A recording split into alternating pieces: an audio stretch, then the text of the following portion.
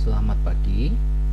Kita akan lanjutkan bagian 3 untuk materi akuntansi biaya ini ya. Ini ada video terakhir untuk bab 1.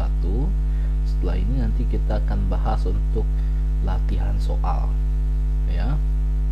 Baik, kita akan bahas tentang metode pengumpulan dari biaya produksi. Di dalam pembuatan produk terdapat dua kelompok biaya, yaitu adalah biaya produksi dan non produksi ya. Pengumpulan biaya produksi sangat ditentukan dengan cara produksinya yang seperti apa. Secara garis besar, cara memproduksi dapat dibagi menjadi dua macam, yaitu sebagai berikut. Kita lanjut. Yang pertama adalah produksi atas dasar pesanan ya.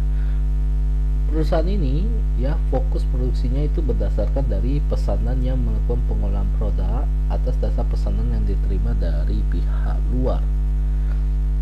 Cara pengumpulan biayanya dengan menggunakan metode cost pesanan, yaitu job order cost method ya. Di sini sangat jarang ada perusahaan yang menerapkan seperti ini ya, sangat jarang, tapi ada ya. Tapi ada. Untuk teknis dan perhitungannya seperti apa nanti akan dibahas lebih mendetail di bab 7 ya. Next.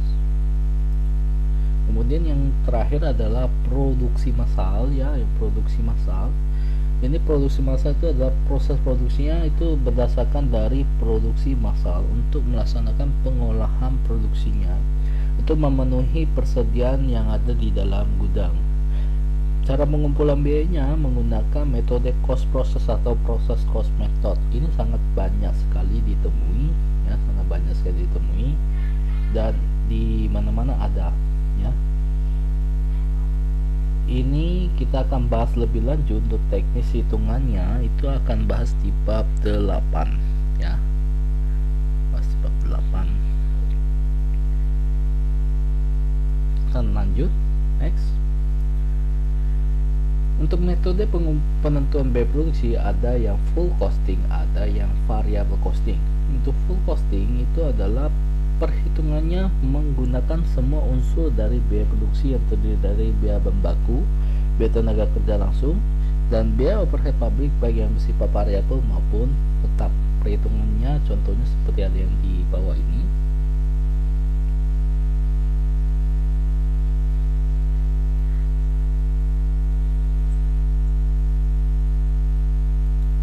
Kemudian untuk yang variable costing ini fokusnya adalah hanya memperhitungkan biaya produksi yang sifatnya variabel ya. Variabel itu yang termasuk biaya bahan baku, biaya tenaga kerja langsung, dan BOP variabel saja. Terlampir hitungannya di bawah sebagai berikut.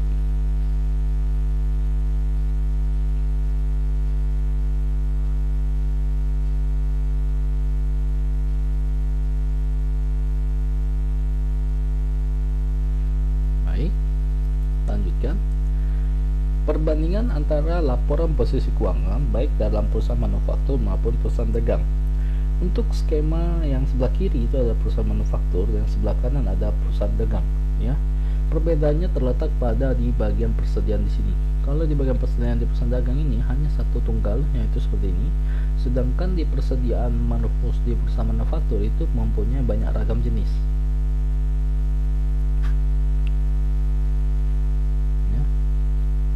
Perbedaannya di sini. Yang lainnya kurang lebih hampir sama. Cuma sebutan istilahnya aja yang berbeda ya. Kalau ini manufaktur bidang usaha, ini sebutnya ada bidang dagang. Hanya istilah sebutannya aja yang berbeda, tapi isinya kurang lebih sama. Baik. Untuk di bagian laporan laba rugi baik perusahaan manufaktur dan perusahaan dagang, itu perbedaannya adalah di bagian HPP ini. Kalau di perusahaan manufaktur ini akan lebih panjang ya, nanti akan kita bahas di soal hitungan, nanti akan saya beritahukan caranya ya. Sedangkan kalau perusahaan dagang itu hanya seperti ini saja ya. Kalau ini harga pokok produksi ini masih kalau kita split lagi itu masih panjang ya. Kalau ini hanya sampai di sini aja, nggak terlalu panjang. Yang lain kurang lebih hampir sama. Baik. setelah video ini kita akan lanjutkan dengan perhitungan dari soal latihan ya. Perhitungan soal latihan nanti akan saya bahas satu persatu, tapi saya tidak bahas semua ya, saya hanya bahas yang menurut saya penting saja, sisanya akan dikerjakan secara mandiri ya, dikerjakan secara mandiri.